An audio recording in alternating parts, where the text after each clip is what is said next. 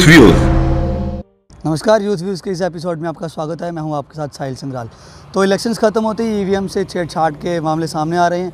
तो ये जानते हैं यूथ से कि उनका क्या कहना है ईवीएम मशीन को लेकर। यूथ लीडर निशांत गुप्ता जी हमारे साथ बात करने के लिए इस टाइम। निशांत जी, स्वागत है आपका एपिसोड में। बहुत बहुत शुक्रिया। क्या कहना चाहेंगे जो ईवीएम की बात चल रही है कि ईवीएम में घपला है कि नहीं? देखिए, ईवीएम में घपला अगर जनरल इलेक्शंस की बात की जाए, जो अभी हमें कुछ दिनों में देखा गया है, जैसे पुंछ की बात की जाए, पुंछ में जो है एक पर्टिकुलर पार्टी का जो बटन है वो ही प्रेस नहीं हो रहा था, तो फिर जाहिर सी बात है घपला तो कहीं ना कहीं है ही है। और कोई एक्सपर्ट तो वहाँ था नहीं मौजूद, तो जो मौके पे इसको संभाल सके, और लोगों का काफ़ी टाइम जो है इसमें बर्बाद हुआ गया। और आगे ही इलेक्शंस के लिए आपको 7 से 6 का टाइम जो दिया गया था, 3-4 घंटे तो ईवीएम ने ही खा लिए, तो फिर बचा कितना ही टाइम था लोगों के पास। तो क्या लगता है आपको, जो ऑन सिचुएशनल सेंटर्स में होते हैं लोग बैठे हुए, उनमें से कोई नहीं किसी को जानकारी नहीं होती ईवीएम मशीन के बारे में? देखिए, जब ईवीएम आपने लगाया, एक टेक्निकल आपने एक बॉक्स वगैरह लगाया था, तो उसके लिए आपको एक टेक्निकल एक्सपर्ट, आपको एक एक्सपर्ट की ज़रूरत होती है। जहाँ तक कि सेंटर में देखा गया है, जो गवर्नमेंट एम्प्लॉय हैं उनको वहाँ पर रिक्रूट किया गया था, रैदर देन के जो एक्सपर्ट है वहाँ पर। अगर एक्सपर्ट को वो किया गया था, अगर किया जाता वहाँ पर रिक्रूट, तो इससे क्या होना था कि आपका जो जब भी फॉल्ट कोई आता है तो वो जल्द से जल्द उसको ठीक कर सकता था, रिपेयर कर और जो है मशीन इलेक्शंस को है जो नॉर्मली रन कर सकता था। बट ऐसा देखा गया है कि वहाँ पर जो जिन लोगों को पता ही कुछ नहीं है, जिनको सिर्फ ये बटन ऑन ऑफ करना ही आता है, वो वहाँ पर मौजूद थे, और उनसे कुछ हुआ नहीं, और जिस वजह से लोगों का काफ़ी टाइम भी बर्बाद हुआ, और एक पर्टिकुलर में भी कह सकते हैं कि एक नुकसान वगैरह हो सकता है। बात ये भी है ये कहने की भी कि इलेक्शंस के बाद ही याद आता है कि ईवीएम में कोई प्रॉब्लम आ रही है, कुछ ऐसा है। देखिए, किसी को याद नहीं होता कि कुछ इलेक्शन से पहले कोई बताएगा क्या? जब तक कार्रवाई नहीं की जाएगी तो उससे पहले पता क्या होगा कि मतलब एक बात तो वही आ गई ना, सब्जी काटने से पहले आप बताओगे सब्जी में कीड़े हैं या नहीं। मतलब जब तक सब्जी कटेगी नहीं तो पता कैसे चलेगा उसमें कीड़े हैं या नहीं। पर इलेक्शन से एक दिन पहले रमन बालाजी ने आई थिंक प्रेस कॉन्फ्रेंस की थी। उन्होंने ये चीज़ बीच में बोली थी कि प्रॉब्लम हो सकती है। उन्होंने फुल नहीं कहा था कि हुई है कि नहीं हुई, पर उन्होंने कहा था कि हो सकती है। बट फिर भी इलेक्शन कमीशन द्वारा इस पर कोई रिएक्शन नहीं लिया गया। देखिए, उन्होंने अगर सिंपल भाषा में अगर उन्होंने कहा प्रॉब्लम हो सकती है, तो मेरे हिसाब से तो एक रमन बालाजी की बात को सीरियस लेना चाहिए था इलेक्शन कमिश्नर द्वारा, लेकिन उन्होंने नहीं लिया गया। तो ये बदकिस्मती है हमारी कि इलेक्शन कमिश्नर भी मतलब ढंग से एक फेयर और फ्री और फेयर इलेक्शन नहीं करवाना चाहते थे। मतलब इसका मतलब है कि कहीं ना कहीं पक्षपात था इलेक्शंस में भी। मतलब आपको लगता है कहीं ना कहीं बीजेपी के पास ही सारे वोट जा रहे हैं? देखिए, वोट्स का पता नहीं किसके पास जा रहे हैं, लेकिन हाँ, इससे एक पर्टिकुलर पार्टी को नुकसान और एक को फ़ायदा ज़रूर हुआ होगा। पर्टिकुलर पार्टी जो आप इनडायरेक्टली बताना चाह रहे हैं, वो पर्टिकुलर पार्टी 3 जगहों पे हार चुकी है, राजस्थान, मध्य प्रदेश और छत्तीसगढ़ में। देखिए, वो मतदान लोगों द्वारा किया गया था, और हार जीत का फैसला जनता तय करती है और जनता ही तय करेगी। और हम कौन होते हैं इसमें बोलने वाले? हाँ, जहाँ कहीं गड़बड़ होगी तो हम पक्का उसमें बोलेंगे और बोलना ज़रूरी है जी। तो अब जो ईवीएम मशीन्स आई हैं और पहले बैलेट पेपर वाला सिस्टम था, इन दोनों में से कौन सा बेस्ट है आपको? देखिए, ईवीएम बेटर है अगर उसको ढंग से चलाया जाता और किसी एक्सपर्ट के अंदर, एक्सपर्ट की निगरानी में चलाया जाता, तो वो बहुत ही बेटर था। क्योंकि बैलेट पेपर की बात की जाए तो उसमें ये था कि आप जो है एक पर्टिकुलर चिन्ह पे ठप्पा लगाकर और उसके बाद वो किए जाते थे। आपको पर्टिकुलर पता भी नहीं होता था कि आप किसके चिन्ह के आगे वो लगा रहे हो। यहाँ पर ये था कि आप बटन दबाने से आपको पता तो है कि एक पर्टिकुलर पार्टी का लोगो सामने आया है। तो एक और स्टूडेंट हमारे साथ हैं इस मुद्दे पे बात करने के लिए। सर, आपका नाम? मेरा नाम साकिब सिंह राठौर है, जम्मू यूनिवर्सिटी स्टूडेंट हूँ। सर, क्या कहना चाहेंगे जो ईवीएम घपले की बात चल रही है, क्या लगता है आपको? सर देखिए, जहाँ तक मेरे को लगता है, मैंने जहाँ पे जिस पोलिंग स्टेशन में मैंने वोट दिया, तो मुझे वहाँ पे कुछ ऐसा नहीं लगा। अगर किसी को लगता है कि वहाँ पे घपला हुआ है, जिसकी भी पोलिंग स्टेशन में घपला हुआ, वो अपने उसकी शिकायत जो है वो इलेक्शन कमीशन से कर सकता है, और इलेक्शन कमीशन जो फिर वो स्ट्रॉन्ग एक्शन लेगा उसके खिलाफ। तो यही मेरा मानना है। जम्मू में भी एक जगह पे किश्तवाड़ वाली साइड, राजौरी वाली साइड, एक जगह पे ईवीएम मशीन में प्रॉब्लम क्रिएट हुई है, तो काफ़ी ज़्यादा टाइम वेस्ट हुआ उधर। जैसे 2-3 घंटे लोग वोट कास्ट करने के लिए खड़े थे, काफ़ी ज़्यादा उनका टाइम वेस्ट हुआ है। तो आपको ऐसा नहीं लगता कि वहाँ पे एक टेक्नीशियन बिठाना चाहिए जो ईवीएम की देख रेख कर सके? आपकी बात ठीक है, टेक्नीशियन अगर बैठाएंगे तो वो उसको ठीक करेगा, फिर से उसमें टाइम लगेगा। तो इसका जल्द तरीका यही है कि नई ईवीएम मशीन वापस लगाई जाए, या वहाँ पे मतलब अगर किसी को लगता है कि यहाँ पे मतलब घपला हो रहा है वोटिंग में, या कोई और बटन दबा रहे हैं, कोई और दबा रहा है, तो उसको फटाफट चेंज करके दूसरी ईवीएम मशीन वहाँ पे इंस्टॉल कर देनी चाहिए, ताकि इजी हो लोगों के लिए भी उस तरीके से। और जो ऑन ड्यूटी जो लोग उस टाइम होते हैं पोलिंग स्टेशन पे, वो मैक्सिमम टीचर्स ही होते हैं, तो उनमें से किसी को मेरे ख्याल से इतनी नॉलेज नहीं होती है कि वो ईवीएम के साथ कुछ कर सकें, जो उसको ठीक कर सकें। सर इसमें ना जिम्मेदारी सबको लेनी पड़ेगी। अगर एक कोई वोटर है जिसको लग रहा है कि यहाँ पे घोटाला हो रहा है, ये चीज़ मशीन में, अगर वो किसी और कैंडिडेट को प्रेस कर रहा है, वोट कर रहा है, तो किसी और को जा रहा है, तो वो सबको देखना चाहिए और सारे कंप्लेंट करने चाहिए जो टीचर्स वहाँ पे प्रेजेंट भी हैं उस पोलिंग स्टेशन पे। अब खाली वोटर बोलेगा कि भाई मैंने वोट इसको डाला, तो अब वोटर पे आप नहीं ना भरोसा कर सकते वोटर किस पार्टी का है, वो भी चीज़ें देखनी पड़ती हैं। आज से कुछ देर की पहले बात करें तो पेपर सिस्टम था, बैलेट पेपर वाला सिस्टम था, और अब ईवीएम आ गई है। इन दोनों में से आपको कौन सा लगता है अच्छा है? सर मेरे को ईवीएम जो है वो बहुत फार बेटर उससे लगता है, क्योंकि बैलेट पेपर में तो आप देखोगे वहाँ पे तो फिर मतलब बड़े हिसाबों से घोटाले होते हैं। डब्बे के डब्बे उठाए लिए जाते थे, मतलब पोलिंग स्टेशन जला लिए जाते थे कैंडिडेट्स को जिताने के लिए। ईवीएम में फिर मतलब उसके कंपैरेटिवली ट्रांसपेरेंसी है, तो ये मेरा मानना है और मेरे को ईवीएम बेटर लगता है उससे। एक और यूथ है हमारे साथ इस मुद्दे पे बात करने के लिए। आपका नाम? हर्षित। हर्षित जी, ईवीएम गफले की बात करें तो क्या लगता है आपको, कुछ ऐसा है? जी है, क्योंकि इस इलेक्शन में ही आपने देखा होगा कि बड़ी जगह मशीन ख़राब हुई और लोगों की बड़ी कंप्लेन है कि मशीन अच्छे से वर्क नहीं कर रही थी, और सारा टाइम उसी में चला गया। काफ़ी ज़्यादा टाइम, 3 से 4 घंटे वेस्ट हुए थे, वोटर्स अपनी लाइन में खड़े थे। तो आपको क्या लगता है कि जो ऑन ड्यूटी उधर होते हैं, टीचर्स की ड्यूटीज़ लगी होती हैं इलेक्शन लोकेशंस पे, तो उसमें कैसे दिखता है? जी सर, मैं ये बोलना चाहूँगा कि आज से इलेक्शन ड्यूटी लगती है, कोई टीचर होता है, कोई एग्रीकल्चर ऑफिसर होता है। अगर कल को मशीन ख़राब हो जाती है, उनको कैसे पता है कि वो कैसे ठीक होगी? कोई टेक्नीशियन नहीं है? नहीं, टेक्निकल कोई बंदा नहीं है तो जो ठीक करेगा, कोई ऑफिसर नहीं है ऐसा कि कोई उस मशीन को देखेगा। पूरा दिन उसी में वेस्ट चला जाता है और फिर वोटिंग पूरी प्रॉपरली नहीं हो पाती। कई जगहों पे ऐसा भी कहा गया है कि पर्टिकुलर पार्टी का बटन, जिसको हम वो जैसे कैंडिडेट किसी पार्टी को वोट देना चाहता है, उसका बटन स्विच नहीं हो रहा था, दूसरी पार्टी को वोट जा रहा था। उस पर आप क्या कहना चाहेंगे? जी सर, ऐसा मैं ये बोलना चाहूँगा कि मशीन नहीं चल रही थी प्रॉपरली, वो बटन नहीं चल रहा था। बड़ी जगह पुंछ में भी ऐसा हुआ कि कंप्लेन आई है कि वो क्या बोलते हैं, बटन नहीं काम कर रहा। तो इससे यही है कि वोटिंग प्रॉपरली नहीं हो पा रही। इसमें ये है कि पर्टिकुलर पार्टी को जिसको आप कैंडिडेट वोट देना चाहता है वो नहीं रहा। आज से 10 साल या आज से कुछ साल पहले, 10 साल नहीं, कुछ साल पहले बात करें, 1990s की बात करें, तो ईवीएम मशीन नहीं थी, वहाँ पे बैलेट पेपर सिस्टम था। आपको क्या लगता है उन दोनों में से कौन सा अच्छा था? नहीं, मैं ये बोलना चाहूँगा कि बैलेट पेपर से अब ईवीएम मशीन वाला सिस्टम ज़्यादा अच्छा है। इससे अभी तो और प्रोग्रेस लाई है गवर्नमेंट ने कि हमें पता लग सकता है कि हम किसी को वोट दे रहे हैं और हमारा वोट कहाँ जा रहा है। ये अच्छा सिस्टम है। तो आपको नहीं लगता कि जो जम्मू कश्मीर में बात चल रही थी कि सारा वोट बीजेपी लहर की तरफ जाएगा, तो उसमें आप क्या कहेंगे? ये तो मैं यही बोलना कहूँगा कि वो तो लोगों की मर्ज़ी है ना, उन्होंने वोट कहाँ डालना है। ठीक है, मेन बात आती है यहाँ मशीन की, वो तो प्रॉपरली वर्क करनी चाहिए ना। स्टूडेंट लीडर इश्तियाक जी हमारे साथ है इस मुद्दे पे बात करने। इश्तियाक जी, स्वागत है आपका एपिसोड में। धन्यवाद। बात करें ईवीएम की, तो आपको क्या लगता है कि ईवीएम में कोई घपला है कि नहीं? देखिए, जिस तरह से अभी हाल ही में जो पोलिंग थी पुंछ के अंदर आपने देखा, पहले तो भाजपा ये कहती थी कि ये विरोधी पार्टियां जो है गलत इल्ज़ाम लगाती हैं, लेकिन उस दिन अगर आपने भी देखा होगा सोशल मीडिया पे काफ़ी वीडियो जो है वायरल हुई, जिनमें जो गवर्नमेंट एम्प्लॉयज़ थे जिनकी ड्यूटी थी वहाँ इलेक्शन बूथ पे, वहाँ उन्होंने कहा कि एक बटन जो है मशीन का ख़राब है। तो मैं समझता हूँ कि वो जो था एक सोची समझी हुई एक साजिश थी, क्योंकि वो कांग्रेस मेजॉरिटी एरिया था, इसलिए वहाँ की मशीनें ख़राब की गई थी। और 100% मैं कहूँगा कि ये घपले ईवीएम में घोटाले होते हैं। ईवीएम जो है, जिस तरह से पहले भी हम कहते थे चोर मशीन है, और आज ये साबित हो चुका है कि ईवीएम में चोरी होती है और ये चोर मशीन है।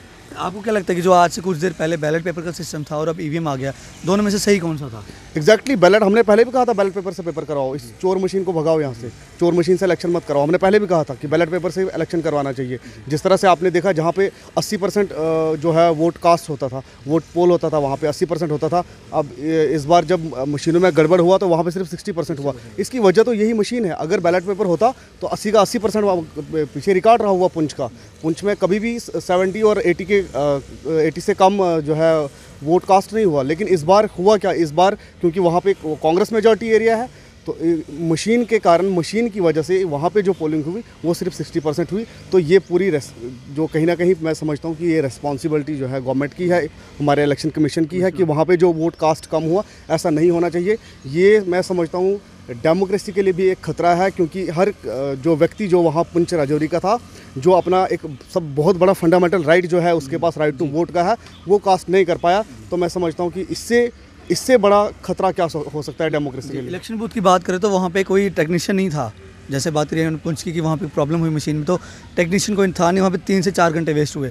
ड्यूटी पे टीचर्स होते हैं या एग्रीकल्चर ऑफिसर होते हैं, तो उस बारे में क्या कहेंगे आप? देखिए, अगर मेरी बात होता ये है कि अगर आप कोई प्री प्लान कोई चीज़ करते हो तो आपको पता है कि वहाँ पे खराबी होगी, तो आप उसी हिसाब से ये सारी चीज़ें करते हो। देखो, जम्मू में कहीं भी मशीन ख़राब नहीं हुई। जम्मू में क्यों ख़राब नहीं हुई? तो जम्मू में मशीनें ख़राब नहीं थी, लेकिन यहाँ पे टेक्निकल सारे लोग बैठे हुए थे। मशीनें वहाँ ख़राब हुई, टेक्निकल के लोग जम्मू में बैठे हुए थे। तो ये मैं समझता हूँ कहीं ना कहीं एक प्री प्लान था कि पुंछ राजौरी के अंदर जो 4 नंबर का जो बटन था जो ख़राब था, मैं समझता हूँ ये पूरा प्री प्लान था। और ये डेमोक्रेसी पे मैं समझता हूँ एक बहुत बड़ा दबा है इस बार, कि पुंछ के हर एक व्यक्ति को उसका जो सबसे बड़ा जो राइट है, फंडामेंटल राइट जो है उसका, राइट टू वोट का, वो उसे करने नहीं दिया। तो मैं समझता हूँ कि इससे बड़ा कोई डेमोक्रेसी के लिए कोई और खतरे वाली बात नहीं है। आप बात करें कि प्री प्लान इलेक्शंस हो रहे हैं, MP, राजस्थान और छत्तीसगढ़ में BJP हार चुकी है, उस पर क्या कहेंगे आप? देखिए, हाँ, इससे पहले भी शोर उठा था। मेरे कहने का ये मतलब नहीं है कि पूरे इंडिया में ऐसा ही हुआ, पूरे इंडिया में हो रहा है, गलत हो रहा है, लेकिन कहीं कहीं पे गलत हो रहा है, एक जानबूझ के गलत किया जा रहा है। मेरे कहने का ये मतलब है। मैं ये नहीं कह रहा हूँ कि पूरे इंडिया में जो है वोटिंग गलत तरीके से हो रही थी। और उस समय कैसे होता, क्योंकि उस समय जो शोर था EVM के ऊपर वो काफ़ी ज़ोरों शोर से था। तो मैं समझता हूँ कि भाजपा नहीं कर पाई, क्योंकि उस समय EVM पे काफ़ी ज़्यादा शोर उठा था कि EVM से जो है घोटाले हो रहे हैं, EVM जो है ये गलत वोटिंग हो रही है, ये लोग वोट किसी और को डालते हैं, वोट कहीं और डाला जा रहा है। तो उस समय काफ़ी शोर था। ये जो शोर था उस समय पीक पे था। इसलिए इन 3 राज्यों में जो है जो इलेक्शन है वो साफ सुथरा इलेक्शन हुआ और भाजपा हारी। तो मैं चैलेंज करता हूँ कि पूरे भारतवर्ष में अगर भाजपा साफ सुथरे तरीके से इलेक्शन लड़े तो मैं नहीं समझता हूँ कि नेक्स्ट सरकार जो है वो भाजपा की होगी। ये गलत तरीके से जो है सत्ता में आते हैं, इस तरह से नहीं करना चाहिए। एक अच्छे सिस्टम के साथ जो है इलेक्शन लड़ना चाहिए, उसी हिसाब से आगे सरकार भी बननी चाहिए। NSF प्रेसिडेंट मशकूर इलाही जी मेरे साथ इस मुद्दे पे बात कर लिए। मशकूर जी, स्वागत है आपका। Thank you so much. बात करेंगे आपसे कि EVM के घपले को लेकर क्या लगता है आपको? देखिए, EVM के घपले को लेके काफ़ी ज़्यादा राजनीति गर्मा गर्म हो गई है पिछले अगर कई सालों से अगर हम देखें तो मैं ये कहना चाहूँगा कि EVM गफला तो नहीं मैं कह सकता, लेकिन हाँ जो टेक्नीशियंस हम कह सकते हैं कि जो इस चीज़ को जानते हैं, इसकी जो यहाँ पर जो मैन्युफैक्चरिंग होती है इसकी, या जो बंदा जो टेक्नीशियन जानता है कि इसको हैक कैसे कर सकते हैं, तो वो कहीं ना कहीं एक ऑप्शन रहता है अपोजिशन या रूलिंग पार्टी के पास, कहीं ना कहीं उस हैकिंग वाले सिस्टम के थ्रू जो है EVM को अपने कंट्रोल में लाया जा सकता है।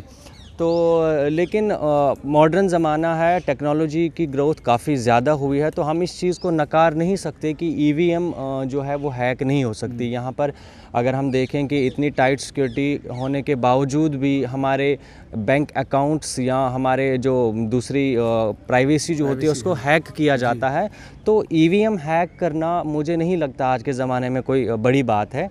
तो जैसे पिछले दिनों जो हम इलेक्शन हो गया, हमारा वोटिंग हुई अभी पुंछ में, तो कहीं से बातें ऐसी आ रही थी कि जब वहाँ पर कांग्रेस का बटन दबाया जा रहा था तो वो बटन दब नहीं रहा था।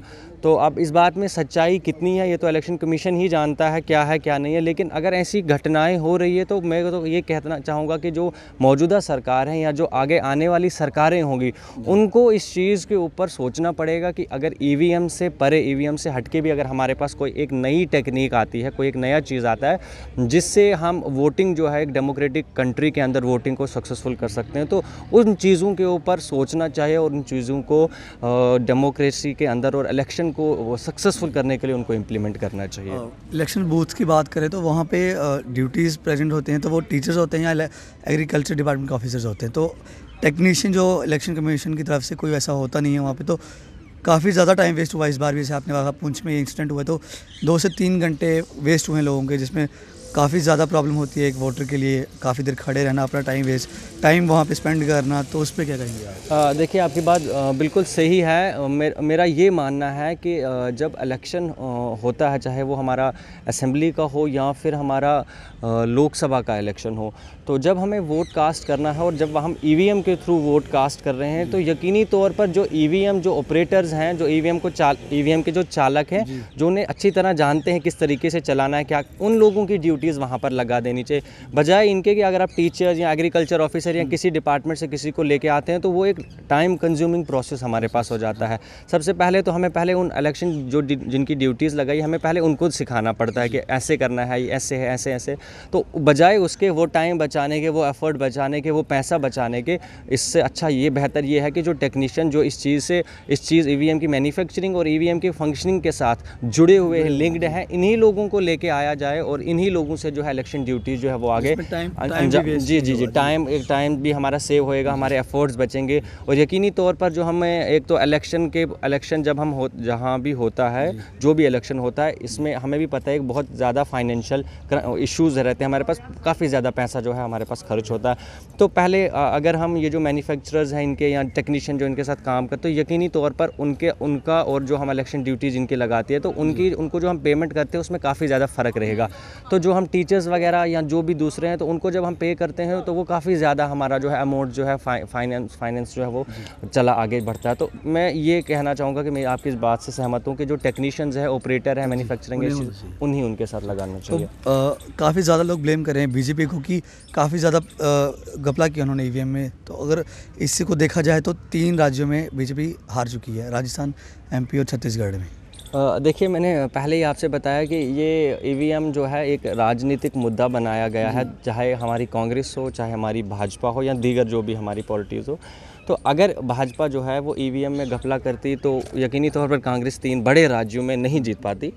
तो कहीं ना कहीं एक हॉक्स है, एक हवा है, एक हलवा है जो हर एक राजनीतिक पार्टियां जो है इसको गर्म कर रही हैं और अपनी रोटियां सेक रही है। तो मुझे नहीं लगता, क्योंकि एक इतना बड़ा डेमोक्रेटिक सेटअप है हमारे मुल्क के अंदर, तो प्रधानमंत्री और भाजपा ऐसा नहीं चाहेंगे कि आप हमारी जो डेमोक्रेसी है, हमारा जो कंट्री का फेम है, खास करके इन 5 सालों में जो हमने बाहर अपना एक ऊंचा नाम कमाया, तो हमारी राजनीतिक पार्टियां और ख़ास करके रूलिंग पार्टी तो ये नहीं चाहेगी कि जो नाम हमने कमाया है इन 5 सालों में वो कहीं उसको ख़राब करें या उसको डुबाए। तो मुझे लगता है ये एक फजूल के एलिगेशंस लगते हैं। लास्टली मैं ये पूछना चाहूँगा कि आज से काफ़ी सालों पहले ये सिस्टम था, बैलेट पेपर का सिस्टम था, और अब ईवीएम आ गया। इन दोनों में से आपको कौन सा अच्छा लगता था? देखिए, यकीनी तौर पर मैं एक बात आपको बताना चाहता हूँ कि बैलेट पेपर, हर एक चीज़ के पहले तो प्रोज एंड कॉन्स होते हैं। तो बैलेट पेपर के भी अपने प्रोज एंड कॉन्स है, ईवीएम के भी अपने प्रोज एंड कॉन है। बैलेट पेपर हमारे पास एक ट्रेडिशनल सिस्टम चलता आ रहा है, जैसे हमारा बार्टर सिस्टम था, चीज़ के बदले चीज़ लेते थे, ठीक है। फिर जैसे जैसे करेंसी आई तो हमारा बार्टर सिस्टम ख़त्म हो गया। अब जब हमने शुरू किया था बैलेट पेपर के ऊपर, तो उसके ऊपर स्टंप लगानी थी, वो बहुत एक टाइम कंज्यूमिंग प्रोसेस वो भी रहता है हमारे पास, क्योंकि आपने वो जो बैलेट है बॉक्सेस हैं वो कलेक्ट करने हैं, वो कहीं एक सेंटर पे लाने हैं, फिर वो पर्चियाँ निकालनी है। तो उन पर्चियों में भी हमने देखा, एक चीज़ देखी कि वहाँ पे स्टंप लगा के जो है वो वोट जो है अपनी कास्ट करते थे लोग। लेकिन कहीं अगर गलत साइड पे स्टंप लग गई या प्रॉपरली उसको फोल्ड नहीं किया, तो वो जो जहाँ पर हमने वो अपना स्टंप लगाना होता वो 4 जगह पे फैल जाता था। तो उस सिलसिले में उस सारे प्रोग्राम में वो जो हमारा वोट है वो कैंसिल हो जाता है, ठीक है।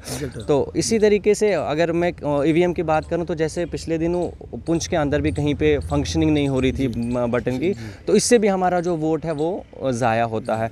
तो मुझे लगता है अगर हम बैलेट पेपर से ईवीएम तक आ पहुँचे, तो यकीनी तौर पर बाहर के जो मुल्क है वहाँ पर भी कुछ ना कुछ तो वोटिंग का सिस्टम होता होगा, थंब इम्प्रेशन हो सकते हैं या कोई और ऑनलाइन सिस्टम हो सकता है। तो मैं अपील करना चाहूँगा और मैं ये अपनी तरफ से मैं एक सजेशन भी ये प्रेजेंट करूँगा कि हमें एक ऐसा सिस्टम लाना चाहिए अपने मुल्क के अंदर वोटिंग, खास करके वोटिंग के लिए, कि जिसमें अपोजिशन हो या कोई भी पार्टी हो, किसी को उंगली उठाने की ज़रूरत ही ना पड़े इस चीज़ के ऊपर। तो एक ऐसा सिस्टम हमको लेके आना चाहिए। अगर हम बैलेट पेपर से ईवीएम तक पहुँचे हैं, तो यकीनी तौर पर हमारे मुल्क के अंदर ऐसे लोग हैं, ऐसी सलाहियत रखते हैं, ऐसा पोटेंशियल रखते हैं कि वो ईवीएम से ऊपर जाके सोच सकते हैं।